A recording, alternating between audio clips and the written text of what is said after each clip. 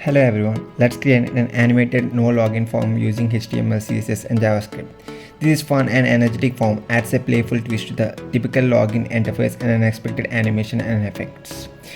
This code creates a stylish HTML login form with input fields for name and email, a checkbox to agree to terms, and a submit button all inside a container. It links to an external CSS file for styling and includes a large SVG graphic that adds animated or interactive visual elements like a grabbing hand checkbox interaction.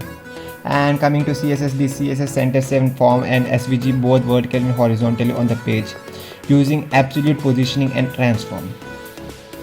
This JavaScript uses GSAP to animate various SVG elements and form interactions.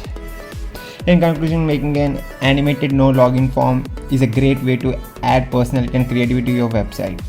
If your project has problems, don't worry, just click on the download source code in the given description.